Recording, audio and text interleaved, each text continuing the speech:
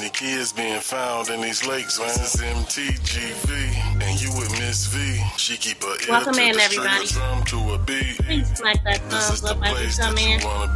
But all trolls we Welcome in to all my members and subscribers. Shout out to everybody in the building. We're going to be talking about Romeca Meeks, but it's getting so out of control. Chicago, Illinois. A lot has happened since this live last. Welcome in, y'all. Shout out to Snoop Nation. Thank you for tuning in to MTGV. True Crime TV. Yes, so we got a lot to talk about, y'all. Please subscribe if you have not. Make sure you subscribe and make sure you leave a comment too. Yeah. Absolutely. Let's see who's in the building. Nobody has dropped down in the building. So welcome in to everybody in the bushes and everybody that'll be watching on the replay. I want to go over a few things that I found concerning the case. It's so much going on with the case. But specifically, let me just start with, as everybody come in, let's start with the last thing that we were talking about the case. Or they were going to court. We talked about, I do believe we talked about the court. But it was a bunch of commotion going on out there. A lot of things has happened. And I just feel like Carlos kind of goes out of his way to show that he ain't fazed by anything, right?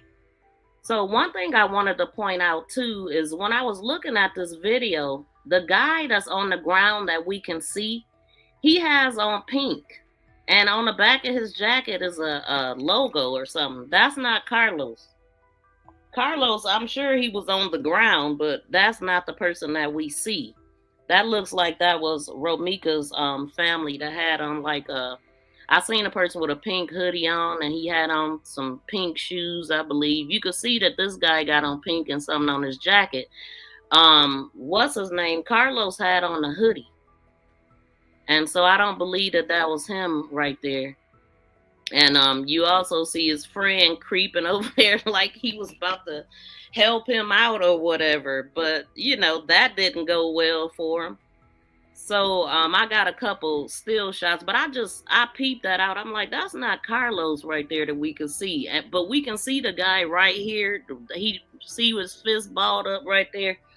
And so it looked like he got on like gray pants and black shoes. He got on a black jacket. I seen, and he got a patch on the side of his jacket, right?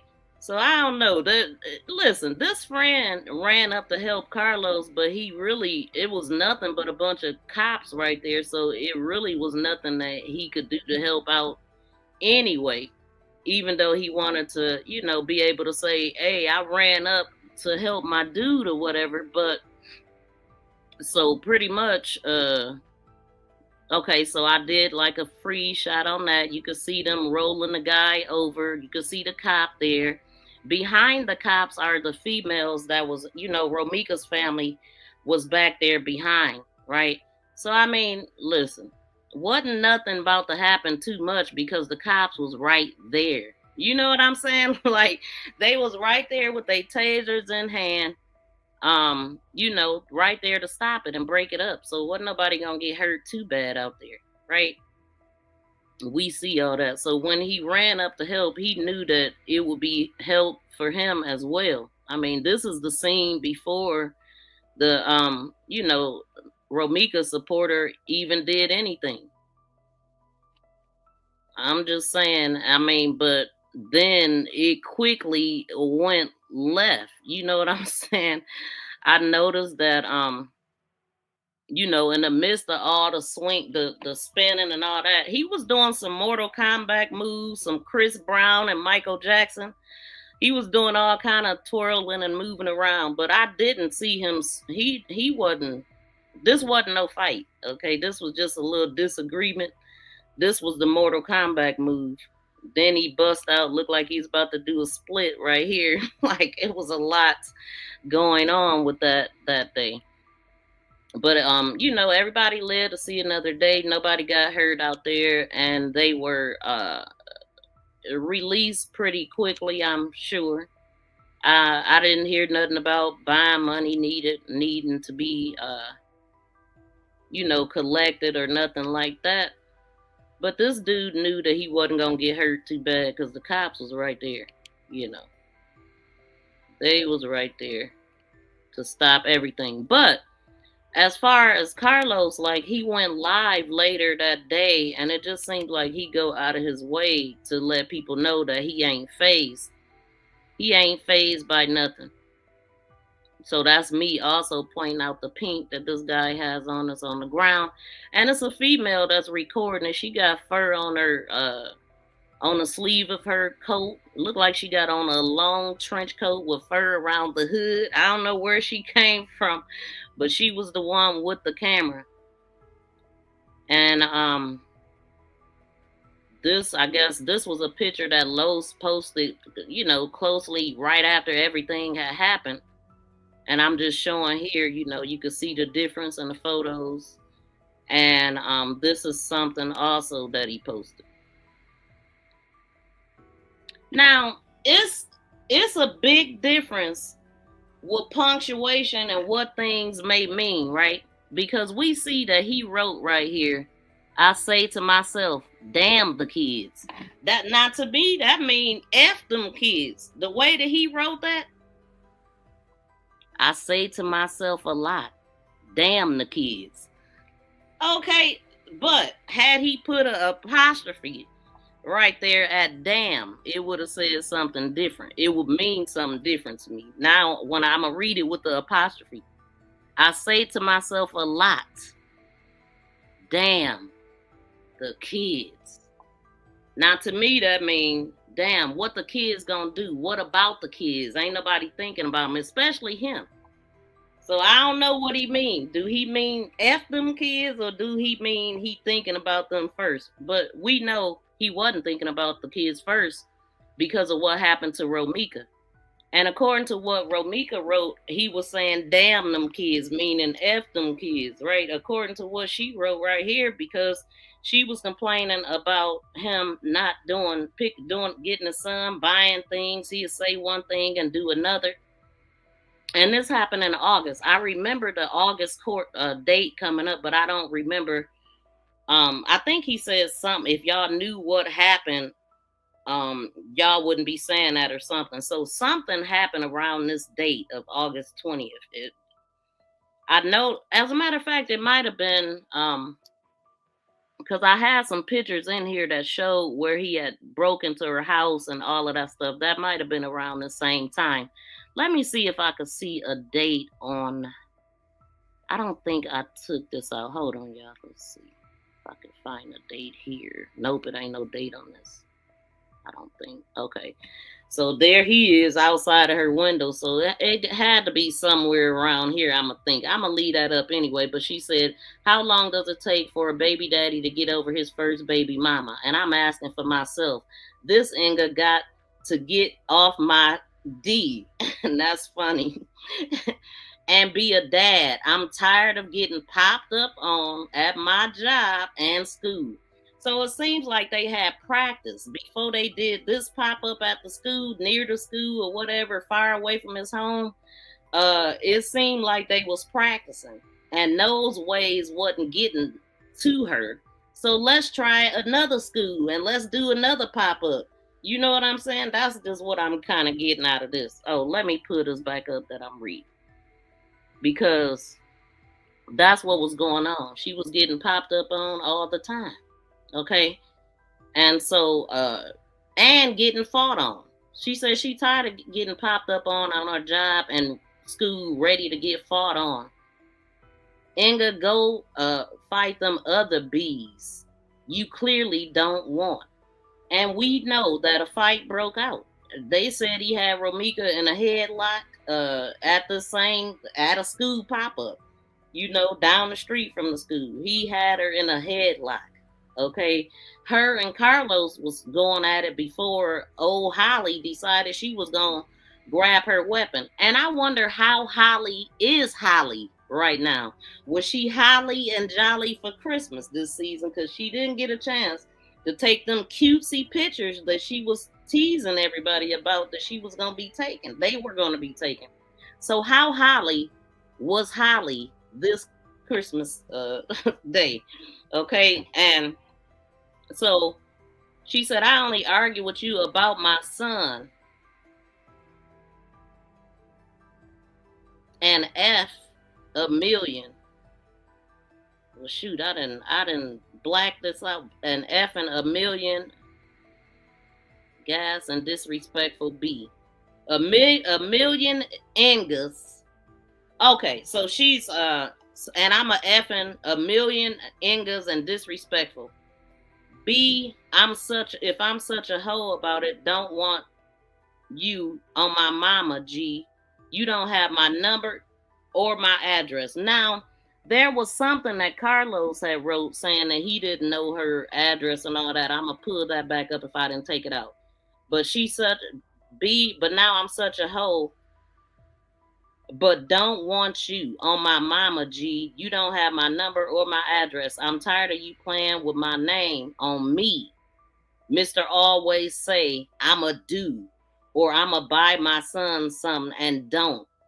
Okay, so yeah, that's a problem. So now I'm wondering again, was he really saying F them kids? Because Romeca said pretty much that's what he was doing when she was here. And the good thing is she actually documented a lot of the stuff, told people what was going on and all of that, and it's actually lining up. Okay. So the reason, let me go to, before I get into this paperwork that I wanted to go over. Let me see this right here. Her and it says in circuit courts, Illinois Criminal Division. This is a motion or notice of filing. A motion to vacate detention order and release. Okay, so she's still trying to get out. But one of the things I wanted to go over is the video that Carlos put up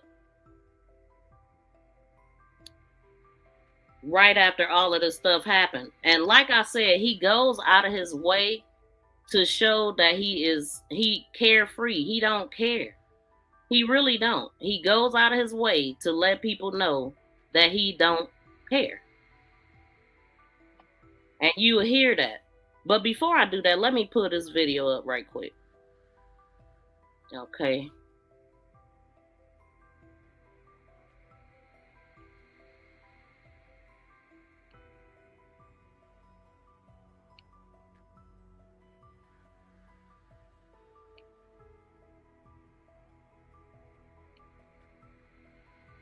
Bigger every year. A toy. It's an annual tradition that gets bigger and bigger every year. A toy giveaway, and hundreds of people lined up even hours before it started, hoping to get a few extra things to put under the Christmas tree. There was a festive atmosphere in this Inglewood neighborhood thanks to the Kids Corner toy giveaway, making the holidays brighter for families in need. Delise Williams organizes the event in its 20th year. They walk away with tears saying they don't know what they were going to do for their grandchildren. But behind the joy is the story of loss for the family of Romeca Meeks Blackmon. She was shot and killed back in September while dropping off her son at school. Another woman has been charged with first-degree murder. Blackmon's mother, Tina McMiller, says she is struggling. It's very hard. It's very hard. McMiller brought Blackmon's 7-year-old son, Amir, to help hand out toys, spreading the kindness they say Romeca embodied every day. I'm trying to stay focused and give him the best Christmas that he could ever have, that his mom would give him. So that's what I'm fighting for. And families who lined up for the giveaway say they appreciate the generosity coming in the midst of a family's pain. And it's hard times right now, as it is for everyone in the economy, and so this year is hitting me pretty hard, so this is helping tremendously. What I do is, some stuff we get, I pass it along to other kids. Somebody give me something and we double back and give somebody else something.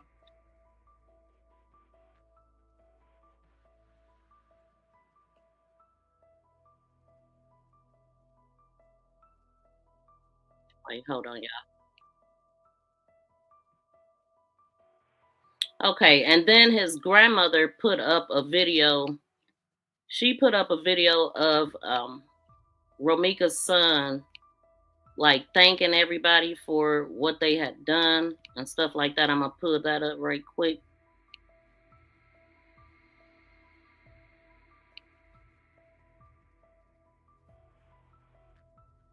Okay, so this is Romeca's mom, Tina McMiller, and let's go. So she posted this 4 hours ago, a beautiful picture of Romeca. Or she shared it or something. Let's see.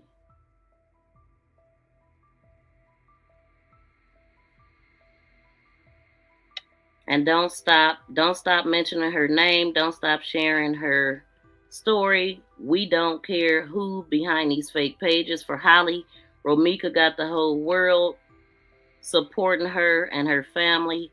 Justice for Romeca. I see why Holly was jealous of Romeca. She was beautiful. Even a blind man can see that. This is some AI stuff somebody made. Here's her mom on Christmas saying that Christmas without you was very devastating. Lord, please wrap your arms around me, Amir, and my entire family. Lord, only you know the pain we are feeling. Romeca Meeks' favorite holiday is Christmas. Wow. And that's her sister. Merry Christmas, sister. I love you and miss you so much. So her mom shared that from the sister. She shared the other one.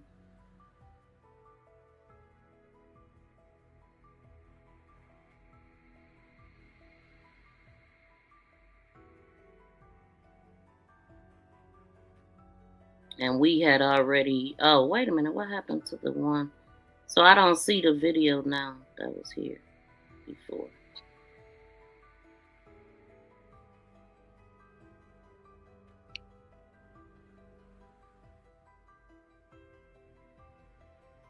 Wait, what? Oh, there's something else.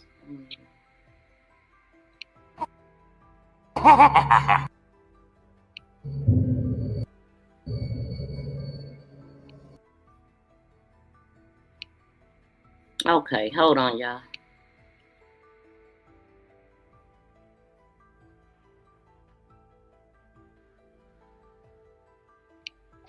Okay, there I go. All right, I'm gonna get into. Let me pull this up at least. Hold on, y'all. Please smack this thumbs up for me, and subscribe to the channel if you haven't.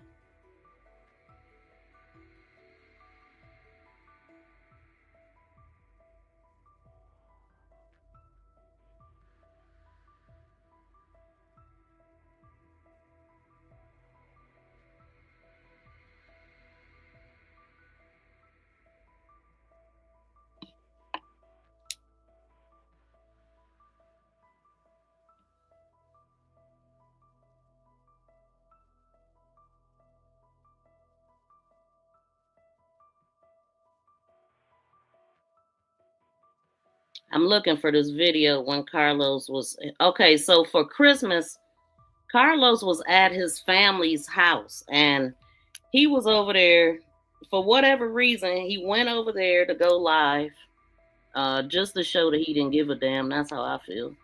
He went live like he didn't care about nothing. And I'm gonna play a little bit of it, but then he called somebody on the phone. And it's all loud in the background, but you can hear a little bit of the person that he's talking to. And he talking about getting women and all this stuff. Man, he talking about a fresh cut and he trying to get some hoes or something. So I guess this is what Los is. He is the whole man. Like, he the one that connect everybody with all the women, okay? So we know that he was never a faithful guy, because he was too busy doing stuff like this.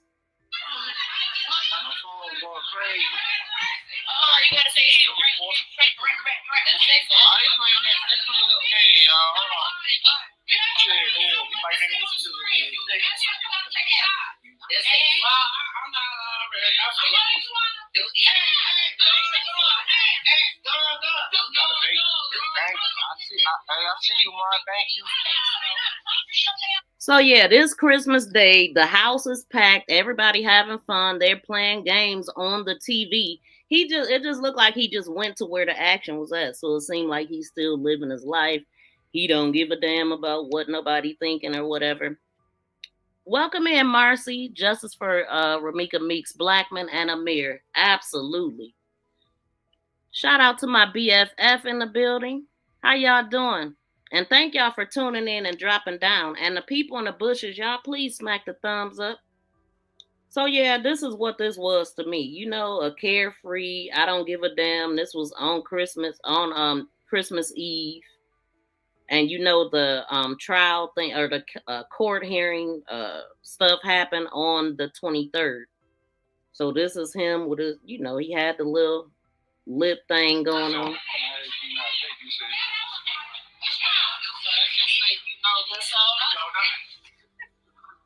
He about to call somebody.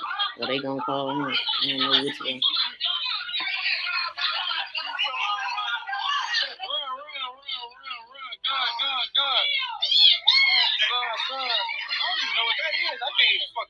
See, so that kind of stuff. Matter of fact, I went to a Christmas gift exchange this last week, and we played the game. We was playing that game. You don't laugh, but I ain't gonna show your face all the way. Okay, so this is friend. Hold on. He talking about he ain't gonna show his face all the way, but he did end up showing his face.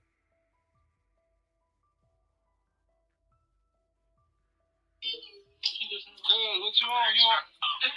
You don't laugh, man. You don't laugh, but I ain't gonna show your face all the way.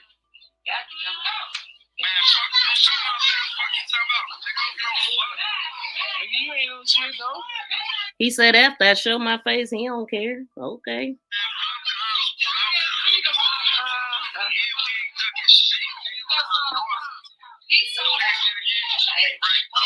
Shout out to Rooted. Welcome in. How you doing, fam?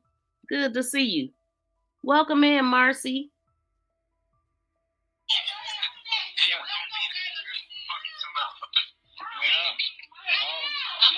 I don't need nobody really. I mean, I roll by myself, man.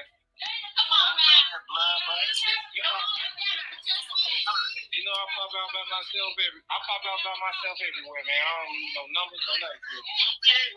That's letting you know he ain't scared of nothing. He ain't worried about nobody. He by himself all the time. Oh yeah, that was he can. White kid. You can't come get me, show. White. When I get back, when I come from downtown, yeah. When I go to this next spot, yeah. Oh damn. Okay, damn. You gotta send me that. All right, you gotta send me that low. Hey, you far as hell. Hey, to be making you go in. Oh, you got a fresh cut? You lit, boy. Hey, my cousin needs some hoes. I ain't about to show your face, gang. Y'all see, that's the first thing he talking about. My cousin needs some hoes. Like, what? That's all he think about. He think he fresh, bro. Hold on. Let's see if they gonna show you love on this bitch home. He say what? It's all about the women for Carlos. His cousin needs some hoes. Now he's showing his face. Let's talk about he's single. What up, man? When you coming in town, Joe? Oh. Down. She turned down on this man. Yeah, that shit was crazy though. Hey, cuz. Hey. Hey, hold on. I'm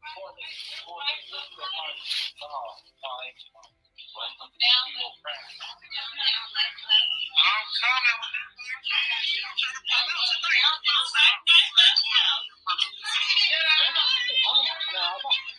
I'm gonna make sure I get the food card for your ass. You be far as hell, boy. I'm gonna pick you up. I'm gonna pick you up and throw a nigga off the hour or two.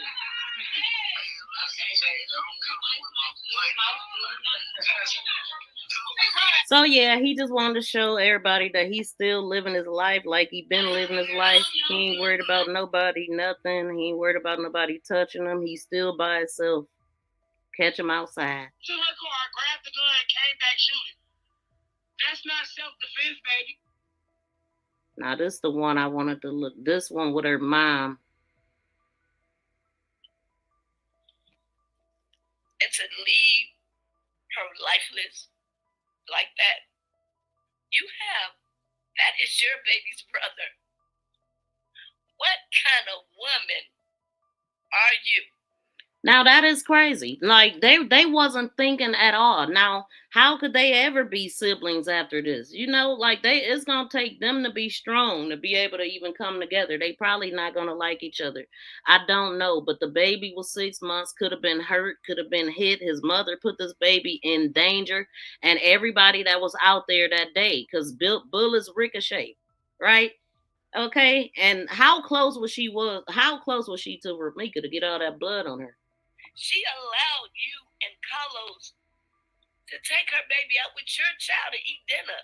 Now, I remember Carlos making a correction, talking about now when they say, you know, she a good mother and she took them to meet each other and all this stuff. No, that ain't how it happened. What she did was, this is what Carlos saying, that she brought her son to his house, had him ring the doorbell, and she put off.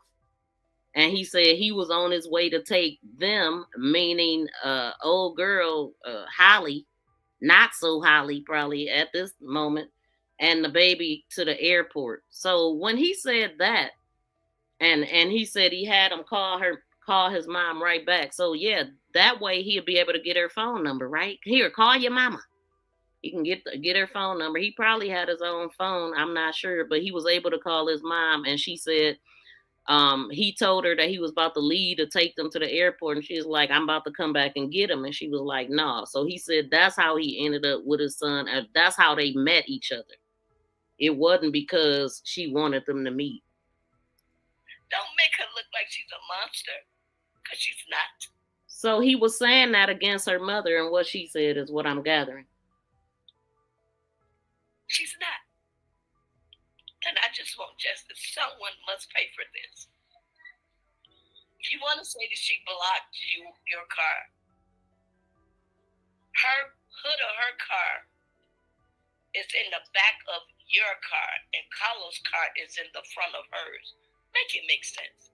Now, we talked about that before because Holly was parked, right? And they said that Carlos parked a couple cars ahead of Holly.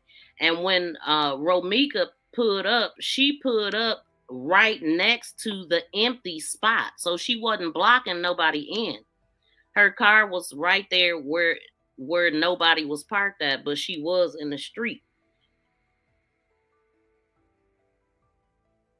So yeah, she blocked her, and y'all see where her car at. It's an empty space right there in front or whatever, where she at. So they had her blocked in. Yeah. They said Romeca had Hollywood. 2, turn around. Now, what this is right now is this is Holly walking up with a sign that says, "Will you be my godparents?" So she was pregnant with her baby, and she was asking them to be her baby's godparents. And this is what this is. She got a sign, holding up a sign with an ultrasound stuck to it. So now I'm wondering, whoever these people are that she wanted to be godparents, how serious are they about being godparents? Because they definitely gonna need some real godparents, because the mama ain't there no more. And then she gonna have another one if that all happens. And if it's true. So let me play this. So that was their reaction to her holding a sign. They were very excited about that. So, okay, now I'm going to pull up the paperwork that I wanted to read over I just wanted to go over a few of those things. There's so much with this case. I got a lot more to say, but let's get to the paperwork.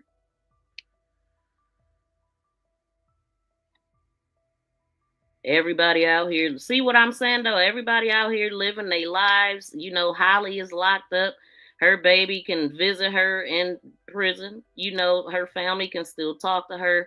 She could do her 20 years or whatever they give her and then come out with a better way of thinking, possibly, and all of that. But the only person who don't get to do over that day is her. It's final. So it's not the same. I happened to run across a video. It was actually a live stream, and they were talking about how everybody is like looking out for Romeca's son, but not the killer's alleged killer's son. That's not the way it works. Okay, I just think it's absolutely ridiculous that people are thinking that the world is supposed to be behind the person who chose to make this, to do this. That's not the way it works. People do not gravitate to the person who unalives someone, the criminal. They don't take the side of the criminal and think about their children. I've been reporting crime since 2020. I ain't seen that yet. As a matter of fact, I think this is the first time. It is the first time I've seen two groups of people fighting about the kids. I ain't never seen that. Well, this kid deserved some help too. Well, his mama did what his mama did. So everybody that's on the mom side, they need to rally behind this baby and make sure this baby is taken care of. He's a child. He didn't ask to be here. He didn't have nothing to do with it. But his mother and his father didn't care enough. They had him in the car when they did this. If nothing was going to stop you from making a horrible mistake, the worst mistake of your life, that should have been your child that could have made that happen for you. Like, how do you expect for the world to care about this kid when they didn't? And I'm not saying, I'm just saying they were supposed to care first. They was never supposed to put their child in that predicament. I think it's absolutely ridiculous. And anybody that, is rallying for the baby, why don't they just get a group of people together and do what they do? But I've just never seen this in my life. Like, what's really going on? And then calling for Tia Ewing's firing and all this, and this woman is doing her job. But I could tell when Tia came back, she kind of was rolling it back because she was clearly on Romeca's side. I could tell that she was clearly against what Carlos did, like everybody else. She was leaning more towards the person that ain't here no more, that can't talk for themselves or defend themselves anymore. She was. And then she came back. I'm not going to say she was rolling nothing back. She was just trying to be unbiased at that point because it had ruffled some feathers and she wanted to be fair.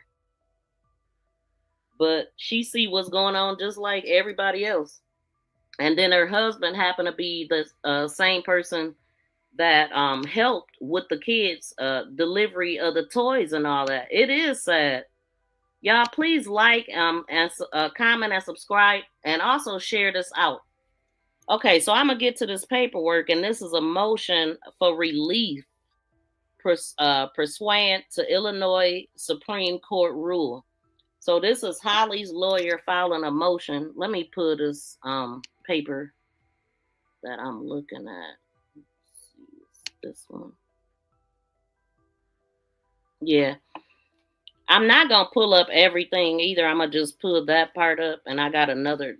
This is the first part of it right here, which I don't even have it on my screen. Let me look at that. Hold on.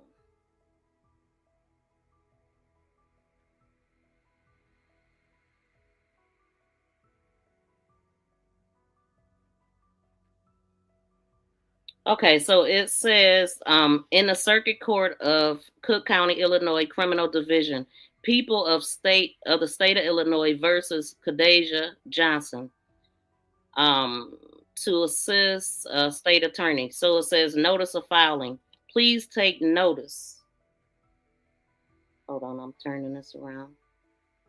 Please take notice that on December 23rd, 2025, or as soon thereafter, as counsel may be heard, I shall appear before the presiding judge, Doss Deal, sitting in her stead,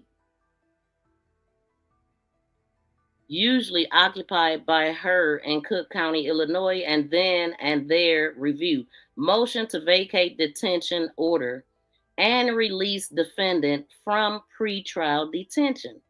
In the above, yeah. And you see R.A. Williams, that is her attorney. And she was basically saying that they only holding her because of what the witnesses said. So it says the motion for release, let me pull that part up. The motion for relief pursuant to Illinois Supreme Court rule. So now comes the defendant, Quadajah Johnson, by and through her attorney, Ari Williams, or Ari Williams, and respectfully request this honorable court's review its decision entered on July 9th, 2024. Review its decision entered July 9th, 2024, a hearing pursuant to the Pretrial Fairness Act in support of defendant's motion for relief under the Pretrial Fairness Act. Defendant states as follows. On or about September 8th, 2025, defendant was arrested for the offense of first-degree murder, among other charges. On December 4th, 2025, Ms. Johnson appeared for her initial detention hearing. Following the hearing, Ms. Johnson had been held in detention, as she should. Okay, so now I got to go back. Hold on.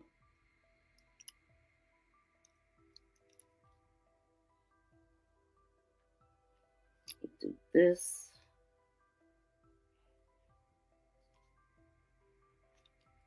But why would anybody think that the witnesses would be lying? But there are times when witnesses think they seen something and don't, everybody, they're human. But I hope it's some recordings out there. She's trying to discredit the witnesses for sure.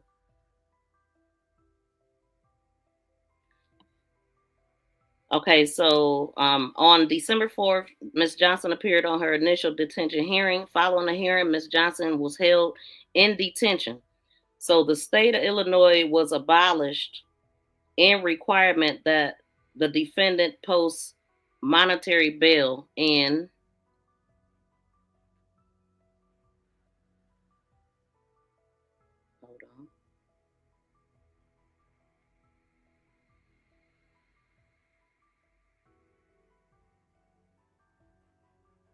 Okay, so monetary bail.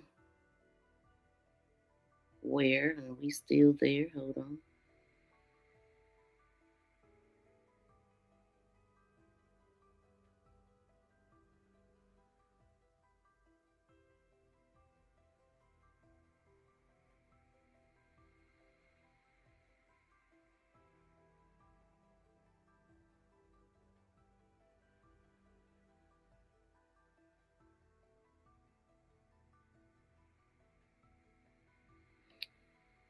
Okay, so it says the state of Illinois has abolished or required that the defendant post mandatory bail in order to be granted pretrial release from custody. This law was originally set to go into effect on January 1st, 2023.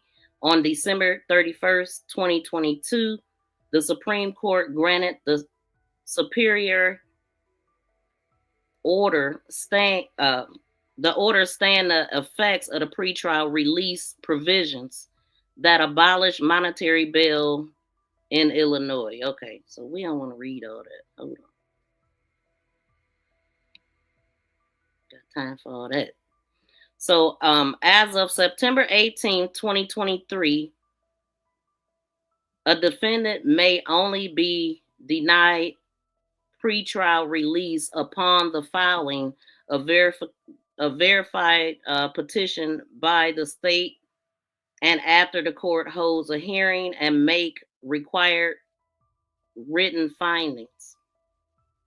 Upon verified petition by the state, the court shall hold the hearing and may deny the defendant pretrial release only if the defendant's pretrial release poses a release and present a threat to the safety of any person or persons or the community based on a specific articulable facts of the case and the defendant is charged with a forcible felony. Okay.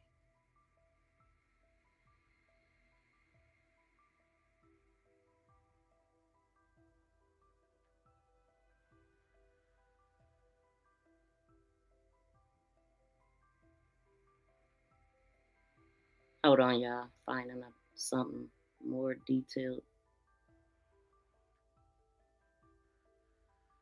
So the argument is, hold on. There has been a change in circumstances sufficient to warrant and redetermination in Quadajah Johnson's detention status.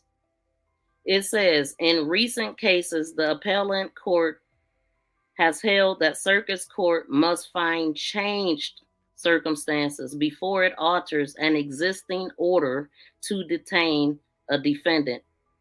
People versus Sertas, and they've given examples and all of this stuff.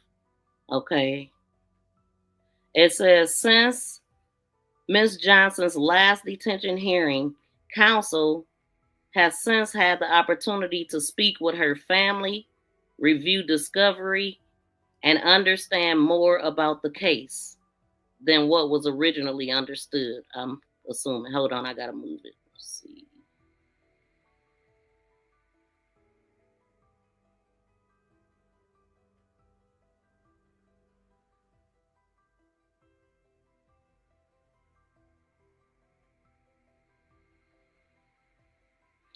Yeah, okay. It says, since Ms. Johnson's last detention hearing, counsel has since had the opportunity to speak with her family, review discovery, and understand more about the case than previously proffered, as well as Ms. Johnson's background. The new information constitutes a change in circumstance sufficient to warrant redetermination of Ms. Johnson's detention status. Where this court solely relied on allegations that were made against Ms. Johnson to initially determine her custody status, this court should reconsider its ruling and order less restrictive means for Ms. Johnson's release, consistent with the Illinois law. It also says the state is unable to meet the burden of providing by clear and convincing evidence that the proof of evidence and presumption is great. Quadajah Johnson, in fact, committed this offense. Okay.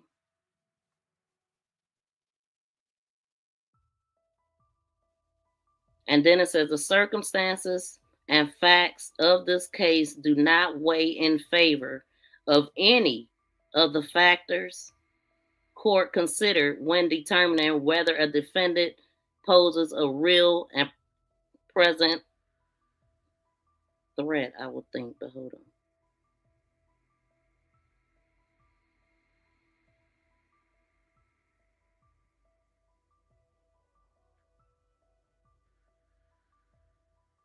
Hold on. Real and present.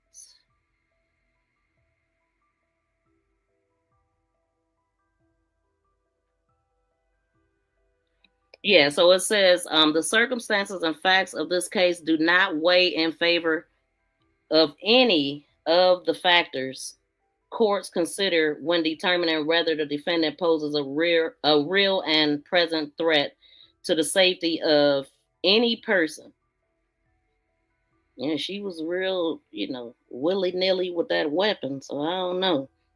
She put her own baby in danger. Okay, so the state bears the burden of providing by clear and convincing evidence that the proof is evident or the presumption great that the defendant has committed the offense listed in, and then they give some numbers. The numbers are 725 ILCS 5 110-6.18. And regarding the charge, the state has the burden of providing that Ms. Johnson had the intent to kill the deceased Romeca Blackmon without lawful justification. And they feel like they have proved it, but she's saying regarding the charges, the state has the burden of providing that Ms. Johnson had the intent to unalive the deceased. I think that's pretty easy when she fired more than one shot when she was already down, if that is what happened. And I do know that, she's innocent until proven guilty in the court of law. So we definitely have to say alleged, but that's what they said. So, and it also explains why she's still sitting in here, because they feel like she is a danger.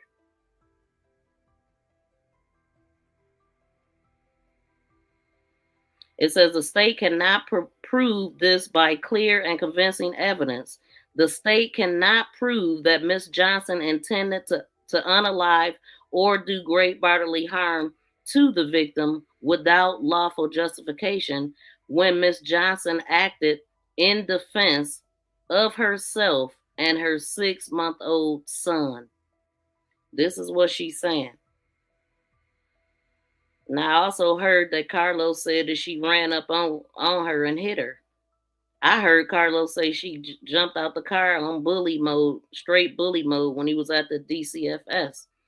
So do they have that? Obviously, they don't have proof of that, because if they did, then old Holly wouldn't be locked up. So that's what I'm looking at. Let me read it again. It says the state cannot prove this by clear and convincing evidence. The state cannot prove that Ms. Johnson intended to kill or do great bodily harm to the victim without lawful justification when Ms. Johnson acted in self-defense of herself and her 6-month-old son. Even though Carlos was in between them trying to break it up, she could have went to the car. And when she went to the car to get the weapon, she could have just kept going. She could have got in the car behind the wheel and left. So, I mean, I would want to do everything in my power to not take somebody out if I could. And she didn't do that. She had other options. She could have left. She really could have at that moment. In establishing self-defense, the defendant must show some evidence that unlawful force was threatened against them.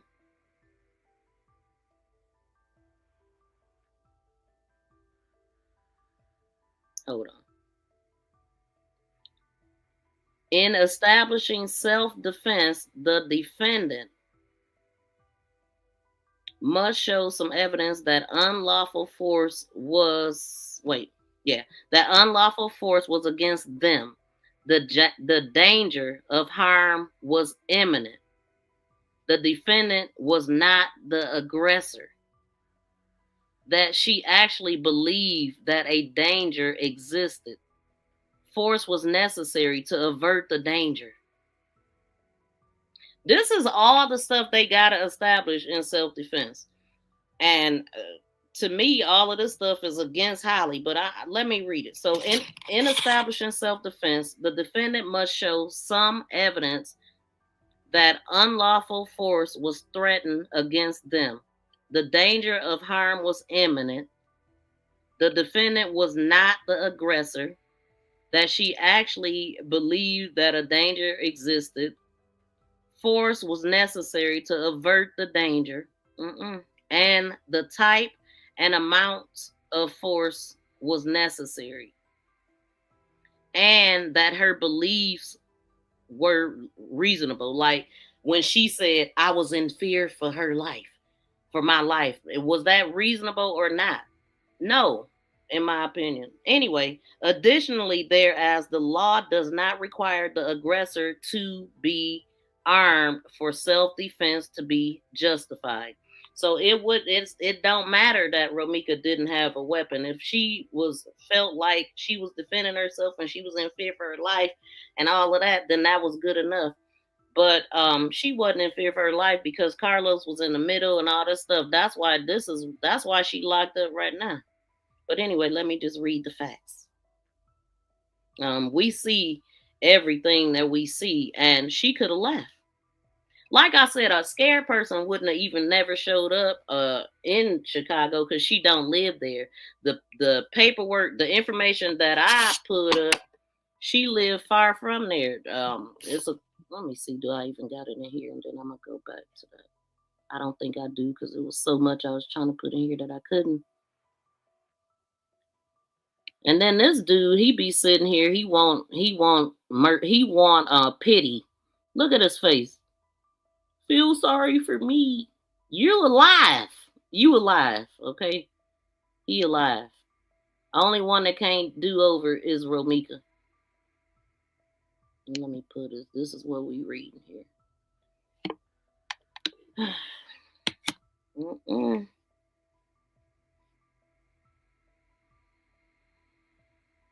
So, let me go back. The defendant was not the aggressor, that she actually believed that a danger existed. Force was necessary to avert the danger, and a type and amount of force was necessary, and that her belief was reasonable. Very much not. And then it says First District, 1988. Okay, that's in parentheses. So additionally, whereas the law does not require the aggressor to be armed for self-defense to be justified, it must appear that the aggressor is capable of inflicting serious bodily harm without the use of a deadly weapon and is intending to do so.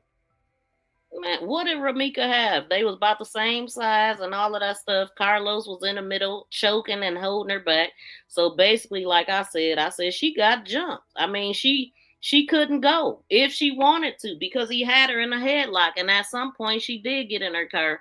And that's when she got back out when old girl came back over there, according to the witnesses. But anyway, all the facts will come out. But this is what they're saying. Okay, so additionally, as the law does not require the aggressor to be armed for self-defense to be justified, it must appear that the aggressor is capable of inflicting serious bodily harm without the use of a deadly weapon. That's crazy. And his intentions to do so. Do so. All such aforementioned factors have been met in this case, and such is as follows. When the state has failed to capture and sensationalize throughout the reporting of this case is the reality and the truth. The victim had consistently and through various means threatened the use of unlawful force against Miss Johnson. So words definitely ain't equivalent to no hot ass lead. Okay, so let's go on.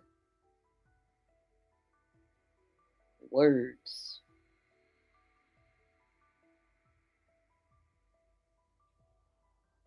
Oh shoot, what am I doing? Hold on, y'all.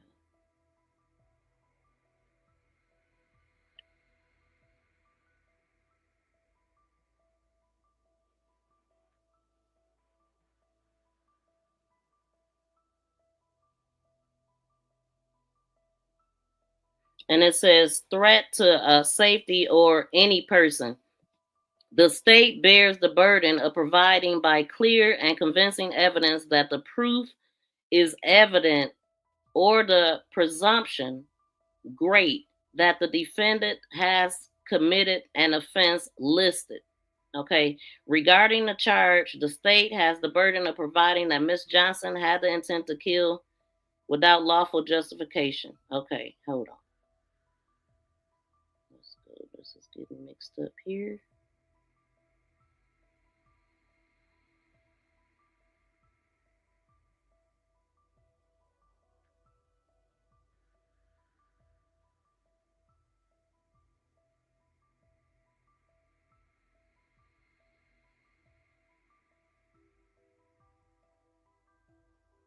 All such aforementioned factors have been met in this case, and such is as follows. What the state has failed to capture and sensationalize through the reporting of this case, the reality and the truth the victim had consistently and through various, that they about to say that she was threatening her through somebody. Like, I don't even know if that ever happened, because we know that Romeca actually was posting stuff saying that this girl is saying that I'm messing with her, but I'm not, and all of this. She was documenting all of the stuff. So it says, what the state has failed to capture and sensationalize throughout the reporting of this case is the reality and the truth. The victim had consistently and through various means threatened the use of unlawful force against Miss Johnson. Miss Johnson, her closest friend, her family members have all been subjected to the victim's insistence and concerning harassment. So can they prove this? Can they prove this? Whether that be via unsolicited calls or text messages. And then it says December 4th. Hold on. So, I mean, I guess y'all got proof of all this then. Let's see.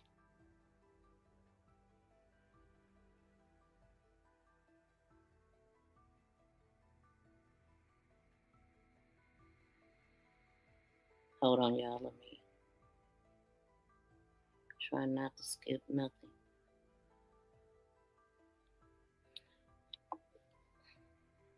It said Miss Johnson was continually threatened by the victim on her cell phone to the extent that Miss Johnson had to block the victim's phone number.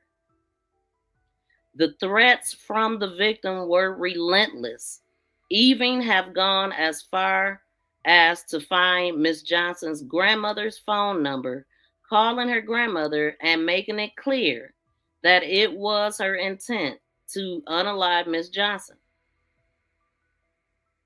So I'ma assume they got proof of this. I'ma assume. I wonder, because I mean she's saying a lot. Do they have proof of this? All of these calls.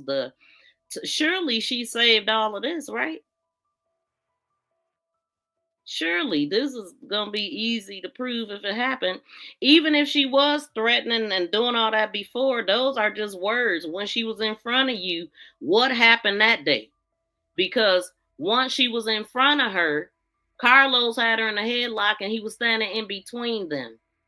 And she was arguing and cussing and fussing when she could have got in her car with her baby and left. You know, we talking about the scared person here. I would want to do everything in my power to not use a weapon to take somebody out and be going through this. If I could have got away, then you get away. The unlawful use of force threatened against Miss Johnson by the victim. Hold on.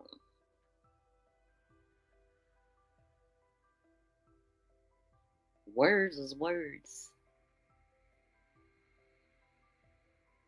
Hold on, y'all.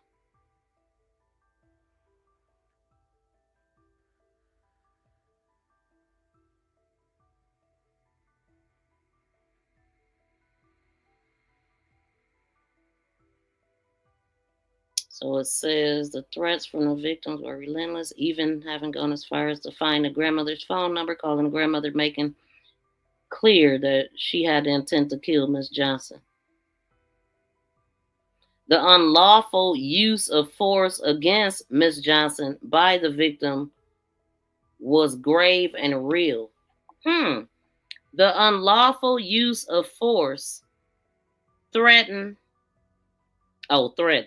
The unlawful use of force threatened against Miss Johnson by the victim were grave and real. It was words. Miss Johnson was genuinely concerned for her safety, given that she was pregnant at the time she was receiving these threats, that the victim was going to end her and ultimately her child's life. So she was interesting. So she was pregnant at the time, and she was also pregnant when she did that I would never video. She was pregnant. She absolutely was pregnant because of what she was saying. I would never with a pregnant nigga got a baby on the way. Yeah, because she the one that was pregnant. And she was talking big time mess while she had the baby in the womb, and then she brought the baby with her to commit a murder. That's what happened. Allegedly. Because that is what happened. Romeca didn't leave that day. Okay? And shout out to everybody in the building. Y'all, please smack that thumbs up, and thank you so much for tuning in. This is crazy.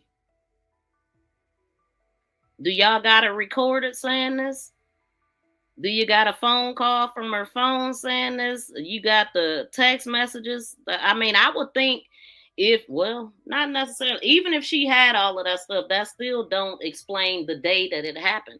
You still have to line. You can't have this stuff lined up from 2 months ago. It would have had to happen that day. What happened that day?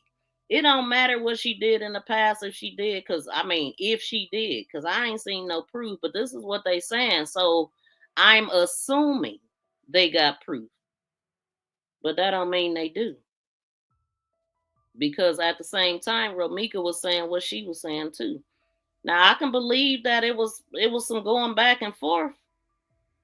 But I don't know about all these threatening somebody's life through somebody's grandmother and all that. Like, seemed like she would have said that to Los. You know what I'm saying?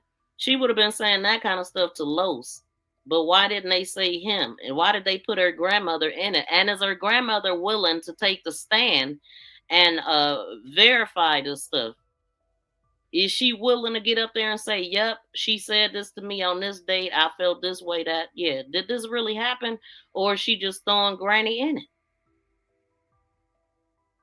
The unlawful use of force threatened against Miss Johnson by the victims were grave and real. Miss Johnson was genuinely concerned for her safety, given that she was pregnant at the time she received these threats, that the victim was going to end her and ultimately her child's life. At 5:22, Miss Johnson's concern led her obtaining an order of protection against the victim in December of 2024. Hold on, because I have something written about this. Let's see. So it says here that these were her failed restraining order attempts, the deliveries. The attempt, it was July 15th of 2025, July 16th of 2025, July 18th of 2025, August 14th of 2025, and October 2nd of 2025, which Romeca was unalive by that time. August 14th, they tried to serve her, and I do have this right here that says August 20th. So that was 6 days after. So they tried to serve her on August 14th. 6 days later, Romeca put this on her page. Okay. So Carlos, he was doing a whole lot. And let me see. I don't have a date on this. But that probably was in August sometime too. I got to look at the other stuff to see when the house got towed up and all that. The TV slammed, and I took it all out. But we talked about it in my previous live stream. So yeah, all these times they tried to serve her. Okay. And hold on.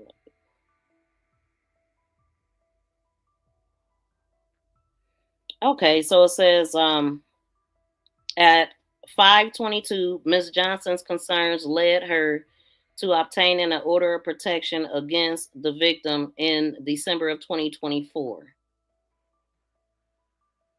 I don't know what this means. It says at 4:9-12 and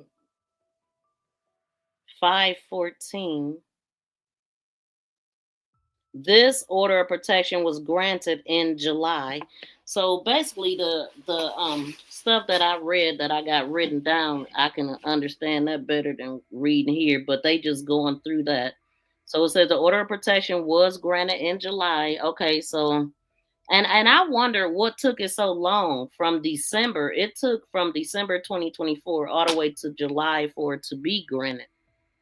And then once it was granted, they went July, that was the 15th, then the 16th, 18th, they tried to deliver. Then in August one time, they skipped September completely. They ain't even go out there in September, but they in October after she already gone anyway. So they skipped the month that old girl decided to unalive her.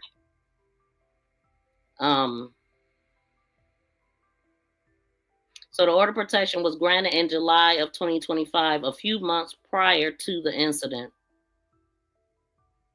At then it says 4:15, the victim was served with this order. The victim was served with this order of protection and was aware that the order of protection was placed against her.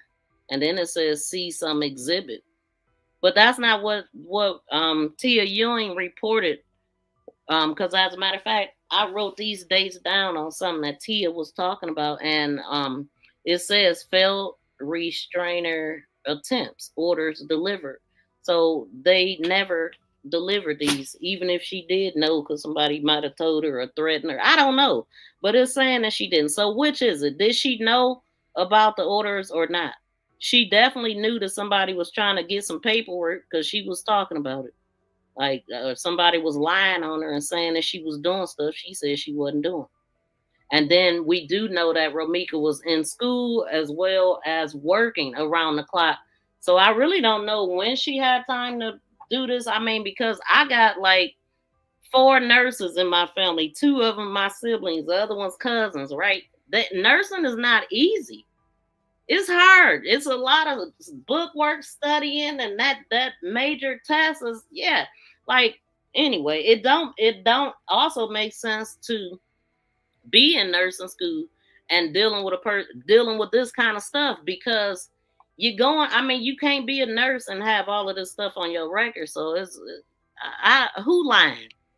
I'm gonna go with the person that's still here, alive. Romeca ain't here to defend herself no more.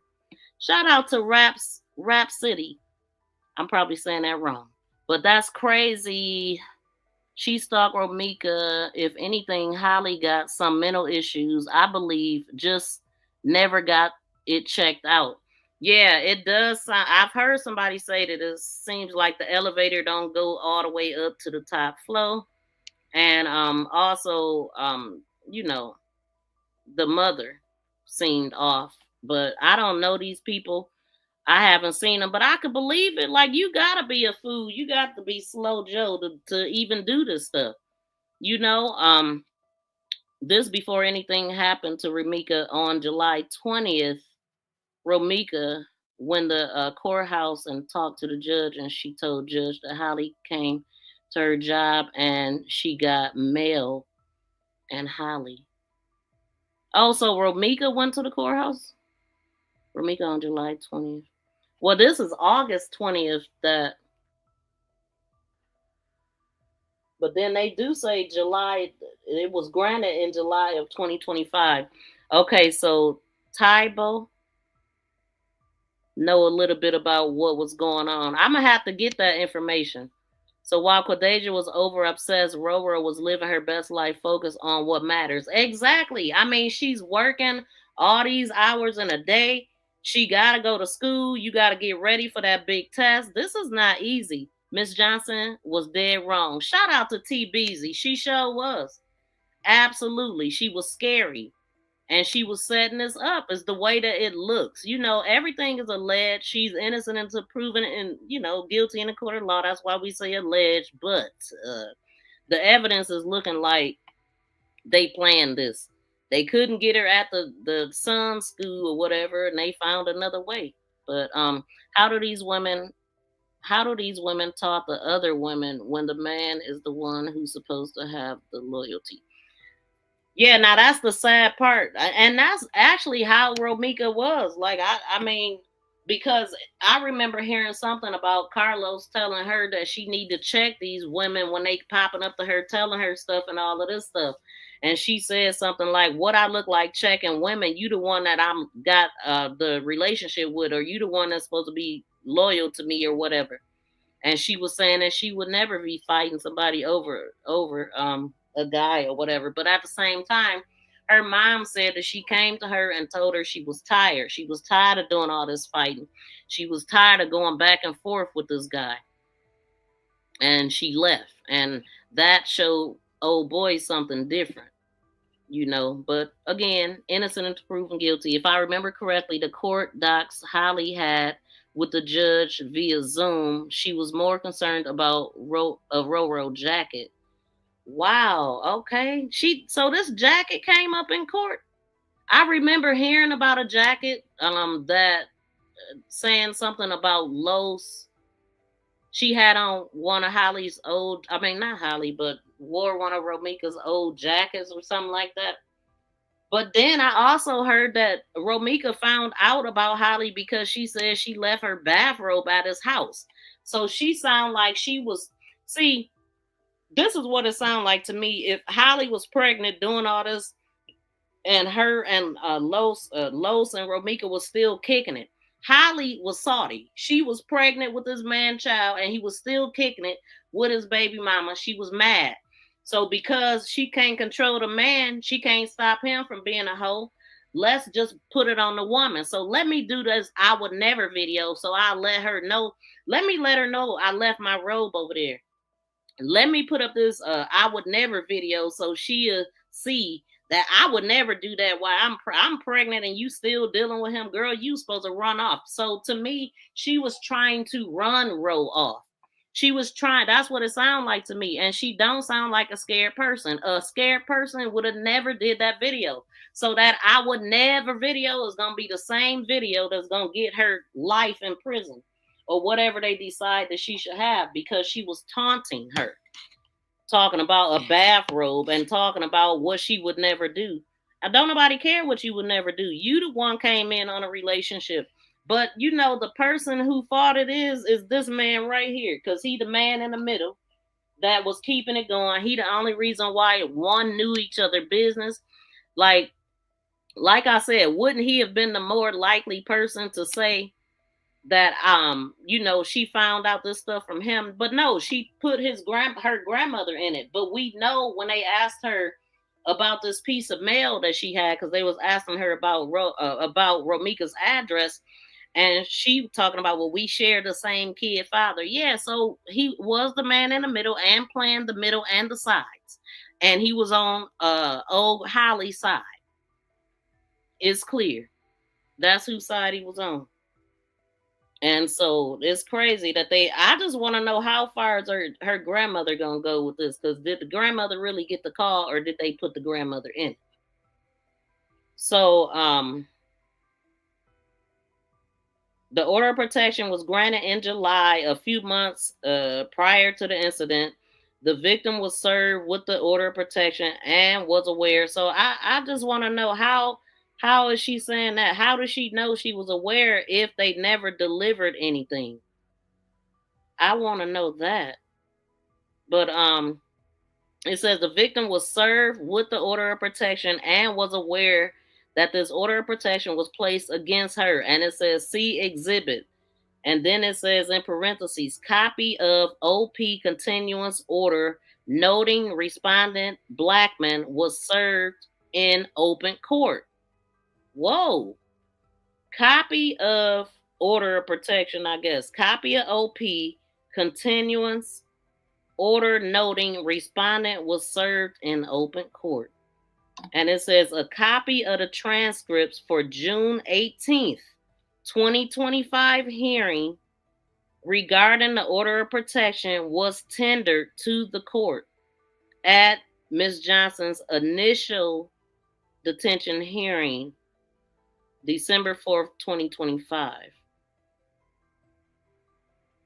A copy of the transcripts for June. So I'm guessing that's the one that she's saying that Romeca would have been given this information. The hearing regarding the order of protection was tendered in court at Miss Johnson's initial December. Okay, so that transcript, hold on.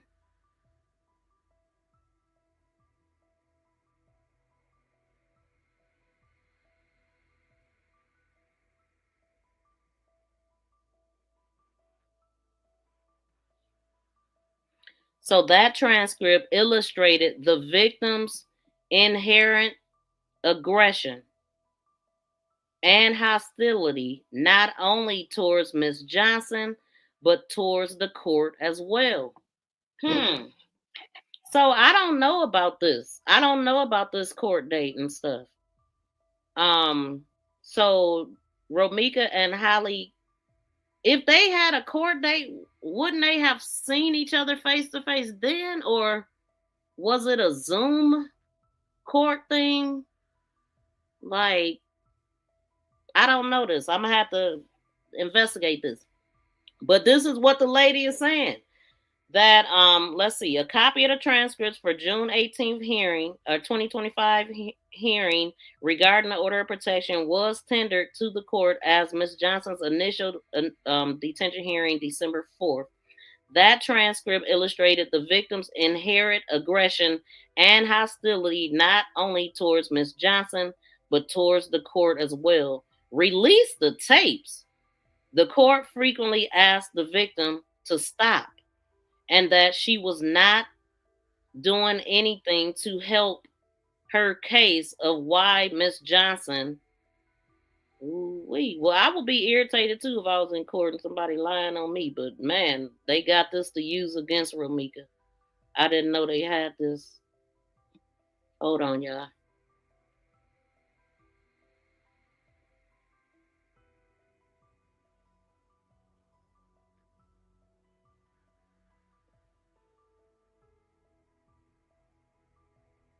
So they saying it wasn't how she was acting was not helping her.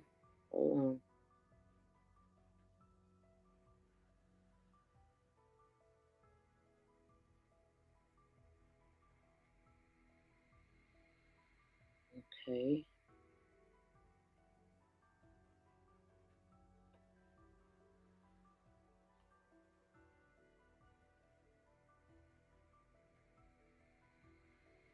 The lawful use of force against. Wait, where?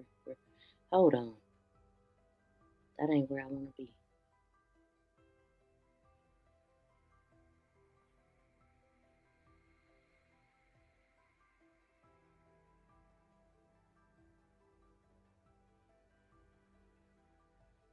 So the court frequently asked the victim to stop, and that she was not doing anything to help her case of why Miss Johnson, and I'm trying to figure out why I can't find the rest of this.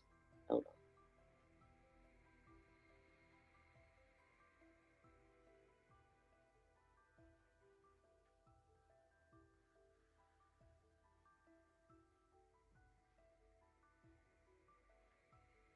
Hold on, y'all.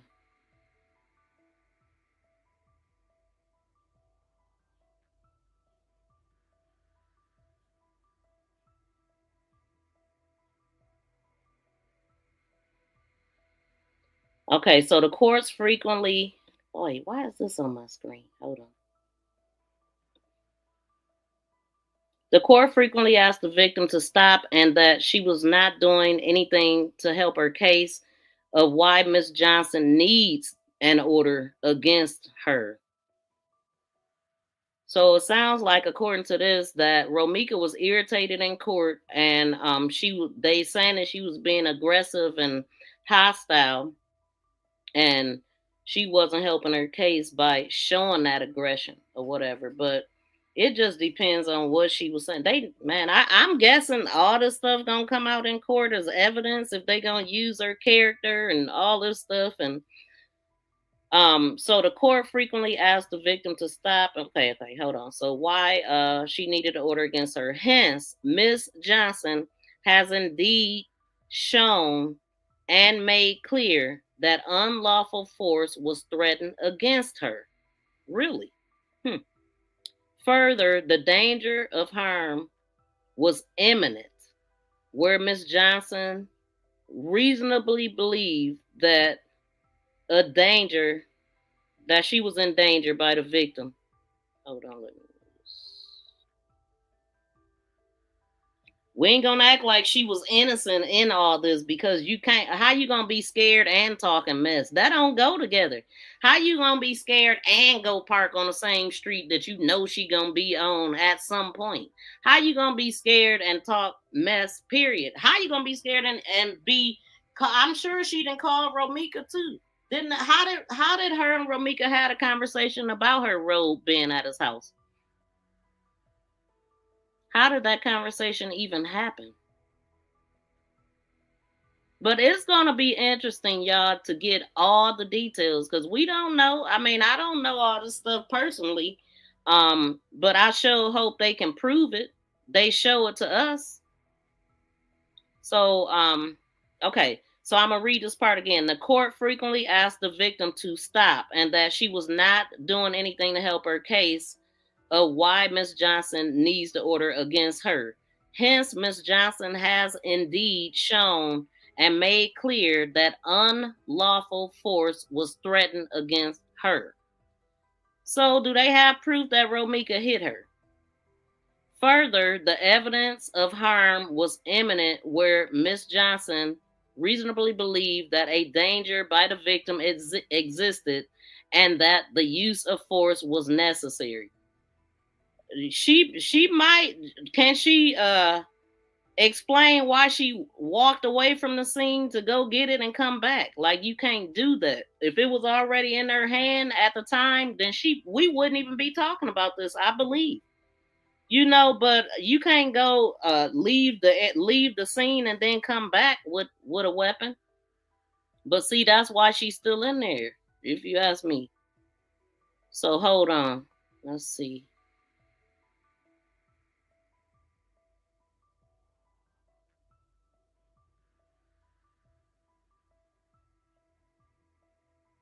So against her. And then further, the danger of harm was imminent, where Miss Johnson reasonably believed that a danger by the victim existed and that the use of force was necessary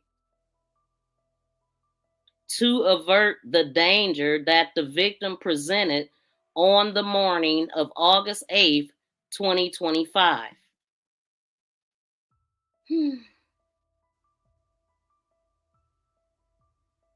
Now, what is this saying? It says in bold, like, the court also denied the plaintiff OP multiple court dates.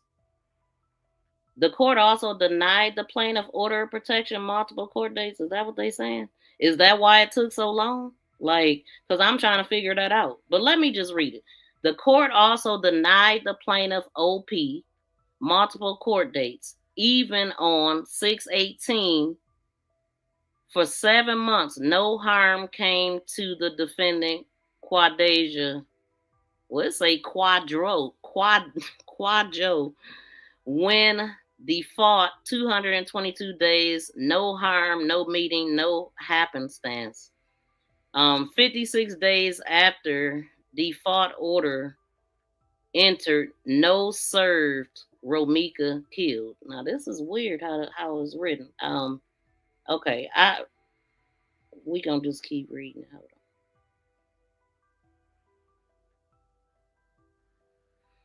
on. Okay, so now we are at avert. Okay, so to avert the danger that the victim presented on the morning of September 8th, 2025, after having spent the weekend at the residence of her 6-month-old child's father, Carlos Smith, at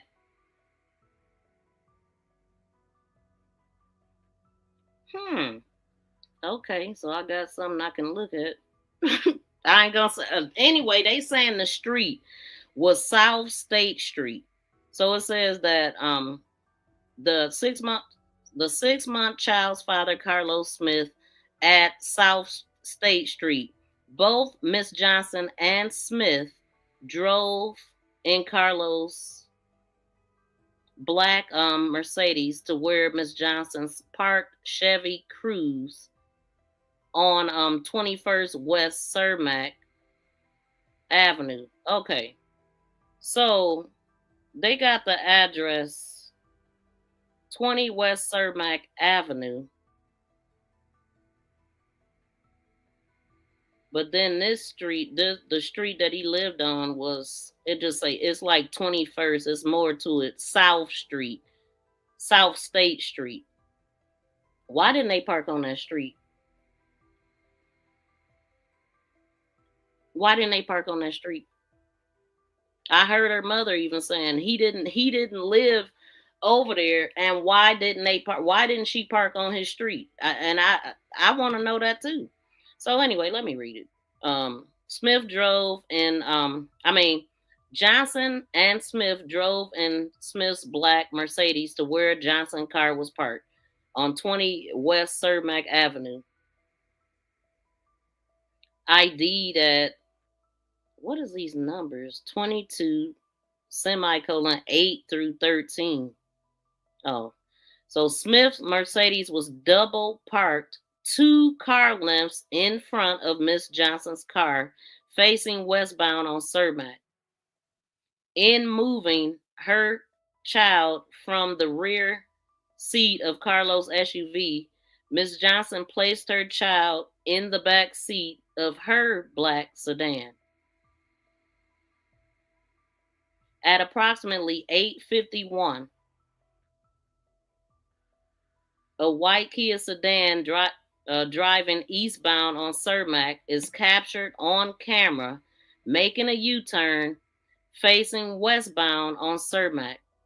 And then it says see Exhibit 2. It says Sharks external street camera. Okay? So that's where they got it from. The video. Sharks external. And I think I heard Sharks is a restaurant, right? I think I heard. So the victim owned a white Kia sedan and used it to drop her son off at school at 55 West Cermak.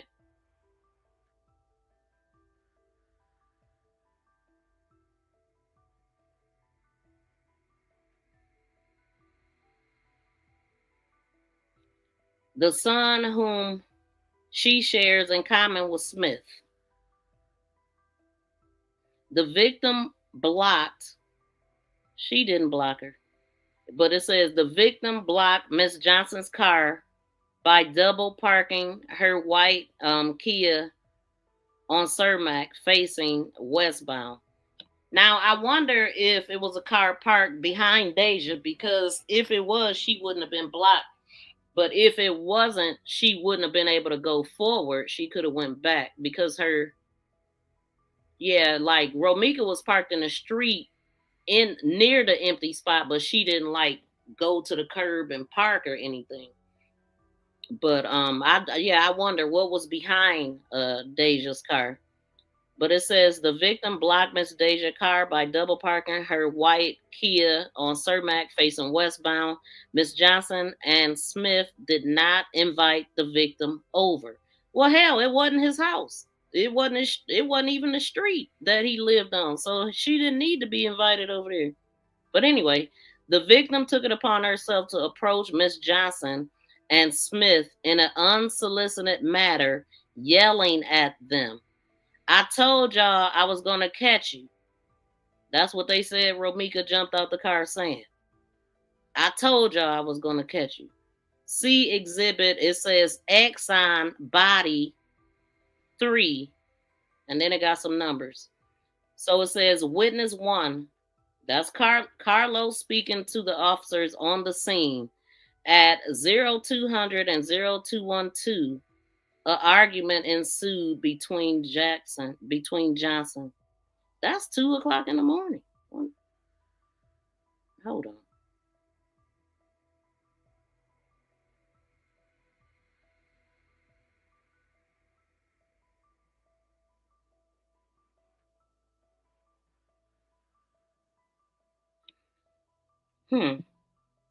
So allegedly, let me start over. The victim took upon herself to approach Miss Johnson and Smith in an unsolicited manner, yelling at them, "I told y'all I was going to catch you." See Exhibit 3, and it says Exxon Body 3. Witness 1, Carlos speaking to officers on the scene at 2:00 to 2:12 in the morning. So an argument ensued between Miss Johnson and the victim. And it's still got it say 2:00 between 2 a.m. and 2:20. I just don't know what these numbers mean, unless this was after the fact. Anyway, Smith noted that Miss Johnson pleaded with the victim to please leave me alone. What? Really? Smith noted that Miss Johnson pleaded with the victim to please leave me alone. And they got the time of 03:17 to 03:27. The state argues, but we also know that the day that she killed the victim was the first date that she had ever met her in person. And ultimately, if the victim was coming for violence, then maybe any witness out there would have seen the victim attack either the hold on.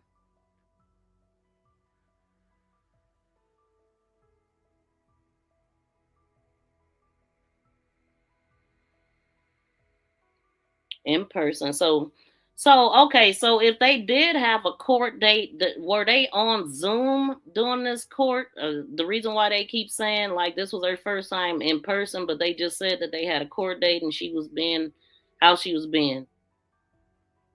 But it says hold on.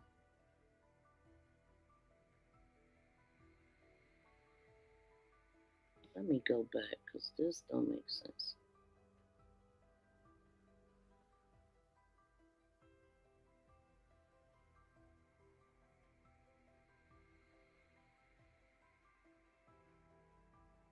Okay, so the state argues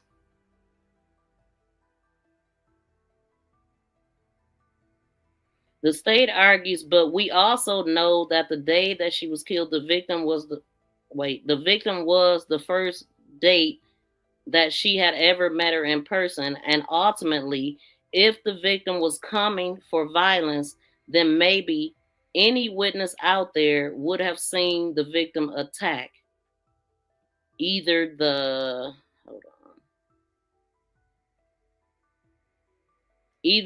defendant or witness number 1, and that never happened. Notably, yes, September 8th, 2025 was the first time in-person encounter between Miss Johnson and the victim. However, irrespective of it being the first time in-person meeting between Johnson and the victim, that encounter absolutely was enough to cause Miss Johnson to be fearful of what the victim could do to her, especially given the victim's history of violence threats against Miss Johnson. Again, at that time, Miss Johnson had an order of protection against the victim. The victim had previously threatened to kill Miss Johnson, had sent multiple threats and harassing messages to Miss Johnson and family members. And the victim, on the date of the incident, was now advancing towards Miss Johnson upon seeing her on Cermak with the man they shared children with in common. This was absolutely enough to devastate the victim and make her distraught over the fact that there's another woman in the picture. This is absolutely enough to devastate the victim and make her distraught over there's another woman, or distraught the defendant, because she the one that was making I would never videos, like, you know, she had a problem with Romeca. So make that make sense. Hold on, y'all.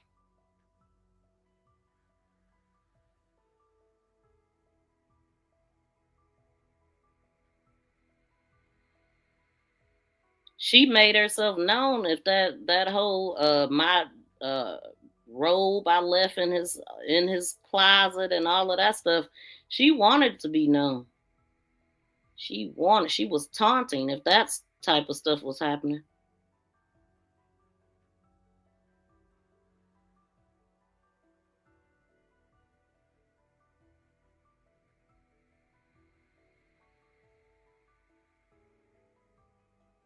Hold on, Michelle.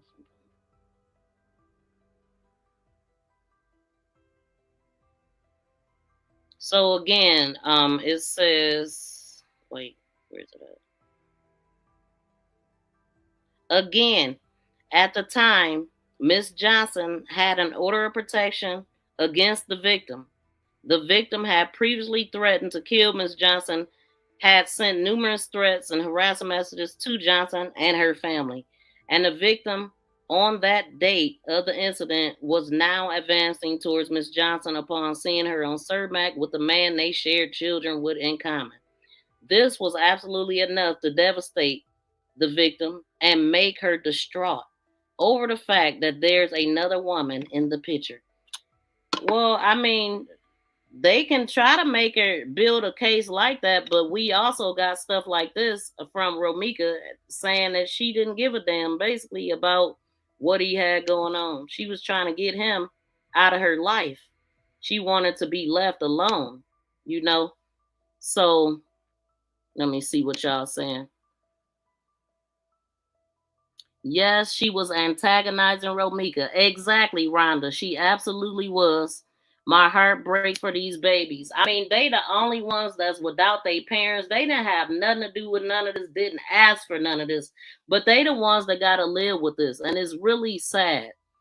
Because, you know, Romeca's son know that he had a brother, even though the baby is too young to know anything. And that's just sad that because of the choice that Holly made, all of this stuff is happening now, and they left here to deal with it, and it's so unfair. Wife mommy said Holly was stalking Ro, and that's clear. That video said everything. Exactly. You talking about the I would never video? Because man, you're not gonna say none of that stuff against somebody that you scared of, that you know would knock your block off. Oh, you heard all these tough things about her. Where'd you hear that from, ma'am? Could it be the middleman that you heard these things from? I wonder. Carlos can't be a witness. He's involved. Okay? With both. So his words don't mean nothing. Exactly. He's not credible. Why they're trying to discredit the witnesses, but he is no better because he has a reason to lie. Because he's trying to save his own behind. Carlos will be there with the demon. Just give it time. Exactly. I truly believe it. I think that they using Carlos possibly right now, but I don't see how he ain't gonna get in no type of trouble. So hold on, let me see. So they trying to make it seem like Romeca was distraught over not being in this relationship, even though she done told her family members she was tired. She's gone to social media saying that she was tired of dealing with him. She has proof that's why Romeca's page is gone too. They got tons of evidence that Romeca posted for herself about Carlos and what he was up to, and how she was saying, I'm gonna expose you to the world, like who you really are. Leave me alone. Like she told him in the thing that I put up. Get off my D, she had to tell him, even though she ain't have one. She's like, get off of me. Like, dude, how long is it gonna take you to get over me? But clearly they was going back and forth. You know, they was messing around, not messing around, you know, at some point. But I think she had got to her last straw. And that's when she had to die. That's what it seemed like to me. Okay, hold on. Dang. Go back one more time.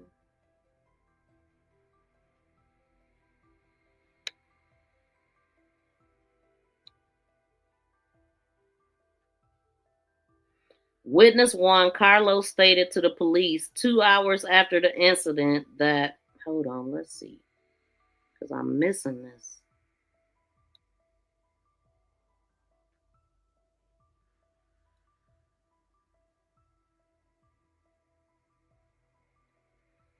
Okay, so witness Juan. Wait.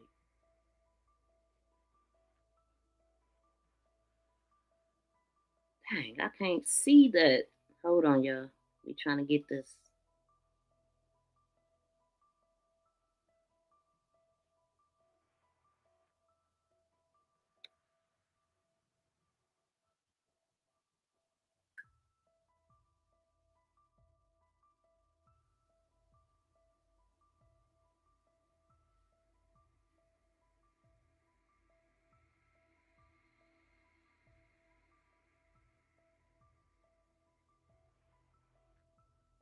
It's just gonna look like it.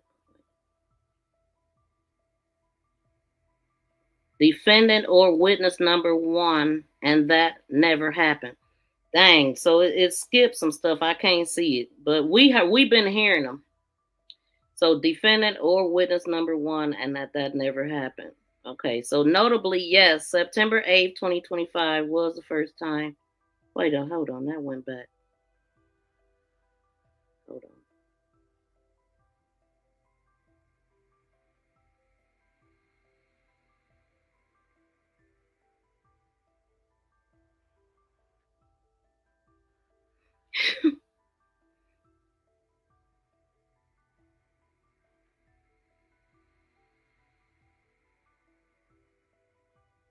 What time is it? Okay, hold on, y'all. We almost through. Let's see. So it says, at school on 55 West Cermak, the son whom shares, hold on. Okay, that's old. Now Miss Johnson. Victim over.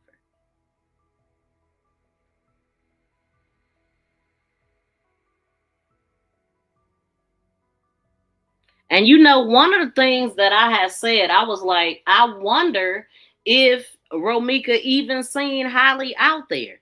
So now that they telling us this, allegedly, that they're saying this, that she did know that Holly was out there when she put up. Because I was like, she could have just seen Carlos and stopped to talk to him.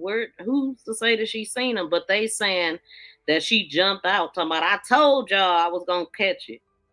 You know, I don't know if she said that or not. They could be lying on her. But one thing for sure, too, for certain, all of this stuff gonna have to be determined by a juror. And like your fate is in the hands of these people who gonna decide if you was thinking reasonable or not.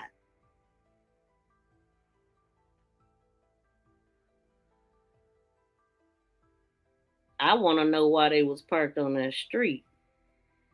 Okay, so witness 1, Carlos, stated to police 2 hours after the incident that the victim ran up on Miss Johnson and swung at her face, making physical contact with Miss Johnson. So did she really hit her? Did she have any bruises on her face? No. I ain't see none when she was out there. Let's see. And when the victim, first of all, I believe if she would have hit her, she would have been hollering that she hit her. She wouldn't have been talking about, I'm licensed to carry, I got a restraining order. She would have been like, she hit me. That's what you would have said, right? I would have said that. I wouldn't have been worried about no license to carry. I'd have been like, I was defending myself because she just hit me. And that is not what she said. So I'm having a hard time believing any of this. See, look here. You see her face real close. She ain't hit on that side. She didn't need no help. I mean, she didn't need to go. She denied EMS. So how hurt were you, Deja? How hurt were you? With all this blood on her damn hands, literally, and all this blood on her shoe. Okay, and shout out to Cold Piece for that picture. But how worried was she? So Johnson and the victim, the encounter absolutely was enough. Okay, so let me again. Wait, hold on. Yeah, so old Carlos, and he talking about, oh, I thought the family was just gonna call me up and be like, what is we gonna do? What is I'm gonna do? And you saying all this shit. You thought they was gonna sit down around the table and talk to you? Get out of here. Enough. This was absolutely enough to devastate the victim and her. So they want to play Romeca like she a distraught victim over Carlos, and she's fight coming up to her all about Carlos and not the stuff that she been doing to Romeca around it. You know what I'm saying? She's now done things to her. Got her in court, trying to get these orders and all this stuff, but she's harassing herself. And then I can't believe Carlos said all this stuff to the police and actually thought, even though they didn't know at the time, the family can see what it is. He was out there defending her off the rip. So the family was supposed to see this video and be like, let's call Carlos and see what we gonna do. Boy, what?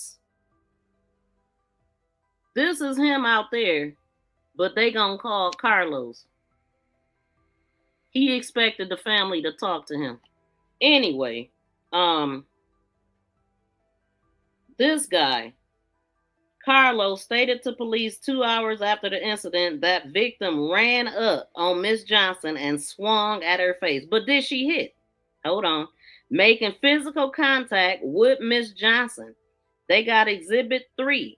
Witness 1, Carlos Smith, speaking to the officers on the scene it say this time must be off, but it's saying 0340, which is 3:40 in the morning and 4:00 in the morning.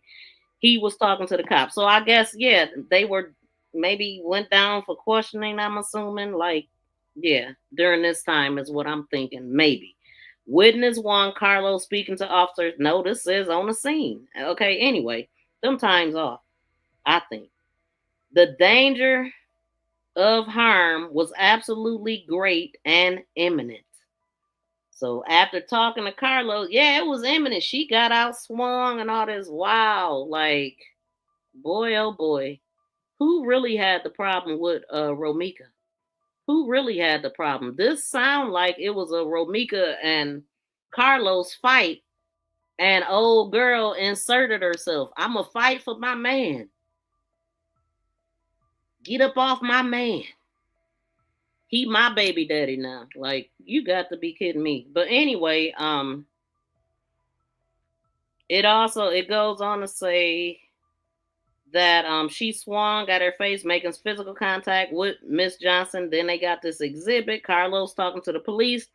The danger of harm was absolutely great and imminent. Miss Johnson did not know what the victim was capable of, or if the victim would follow through on all her threats to kill her. With her 6-month-old child in the back seat of the vehicle, Miss Johnson was reasonably proactive and defended herself and her child, really. Again, given the history between herself and the victim, along with the victim making physical contact with Miss Johnson reasonably believed that the use of force was necessary to avert the danger that the victim was posing to her and her child. That is what she is saying. Yet she still sits behind bars. So where she should be. But let's see what else.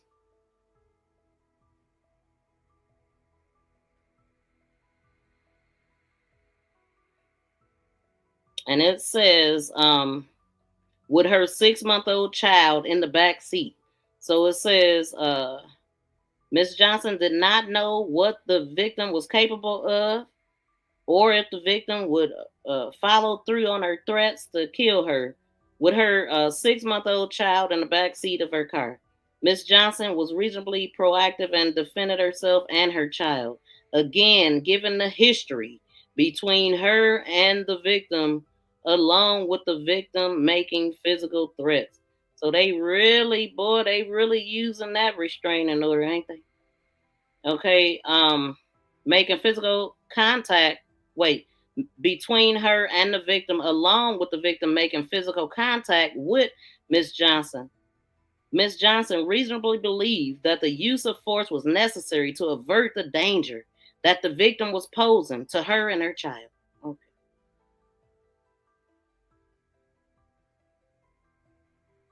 All right, and okay, so that's that. Let's see.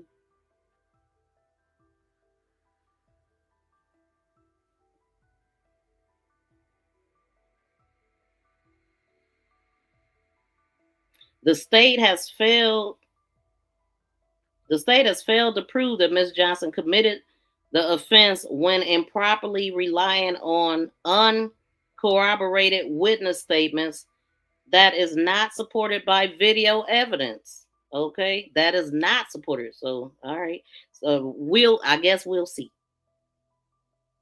When arguing that it has been proven by clear and convincing evidence that the proof of evidence and presumption great that Ms. Johnson committed the offense, the state is only required to present reliable evidence of substance in burden. Yet the state unsuccessfully in bringing forth reliable evidence suggesting that Ms. Johnson committed the offense in first-degree murder. Essentially, there's no video evidence at all capturing the shooting, either from the POD camera at the interstate of State and Cermak, or from the bus. What? Or from bus footage. Witness 2, 3, and 4 are all independent of each other. December 4th, 2025, none of these witnesses observed the evidence. None of these witnesses observed the event on September 8th in its completion, and their statements are entirely inconsistent, is what they're saying. For example, witness 1, 2 stated in his interview video that he drove eastbound on Cermak.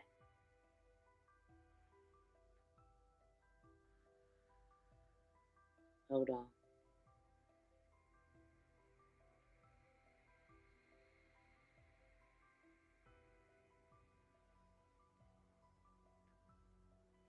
That he drove eastbound on Cermak. Wait a minute. Reliable evidence suggesting that Ms. Johnson committed the offense either from the POD. Hold on. Okay. Witness 2, 3, all independent of each other, December 4th. So none of the witnesses observed the event September 8th in its completion, and the statements are completely inconsistent. For example, witness 2 stated in his interview that that he drove eastbound on Cermak during the time of the incident to pick up a DoorDash delivery from Momentum Coffee, located at 2119 South State Street. And then it says witness 2 at 723 while driving by stated that detectives that he saw both Miss Johnson and the victim on the opposite side from his lane of travel, arguing that Smith is between them. This witness did not see either Miss Johnson or the victim displaying any weapon. Further, this witness was not present for the actual shooting. Wood stated to the that they said, so they definitely trying to discredit the witnesses, saying that they didn't see anything. But we clearly heard the one saying she seemed like the way that she was talking, it seemed like she seen something. But it goes on to say, but ultimately what witness number 3 hears and sees is threatening. Hold on, y'all. I'm gonna have to come back because I gotta hold on, let me see what y'all saying. I'm about to come back. Yes, she was antagonizing Romeca. Yes, she was. The judge already have all videos and camera footage. That's how he was able to give her no bail. And they saying something about this fist bump. So I'm wondering if this fist bump really happened. If the judge stated it in court, I'm going to say it happened. She said the witnesses never saw anything and then says the witness saw it. So make sense. Now listen to what the lawyer says. She's going to say the witness saw it. She lying and going back on her words. Yeah, this is confusing. Like, it's confusing. What's what? But we definitely going to get through all of this, though. Holly told them she shot her and she said, I got a license to carry. Exactly. So had she hit her, wouldn't you think that would have been the first thing that she said? She hit me. I wouldn't have been thinking about no license to carry. The first thing out of my mouth would have been, she decked me. She jumped out the car. I would have said all that. I wouldn't have been like, I'm licensed to carry. And the lady clearly was like, I don't care. You just shot somebody. Inga, whatever. I mean, she never said that the girl hit her. So why are we saying this now? Make it make sense. It don't. But I'm gonna go ahead and end this one, y'all. I'll be back. I'm gonna set up another live stream, and when y'all see it set up, please smack the notifications on that where you get notified when I go back live. But thank y'all so much for tuning in. I don't like to go over a certain length of time. But thank y'all for tuning in. Y'all please smack that thumbs up on the way out, and we'll be back. Peace and love, y'all. We out.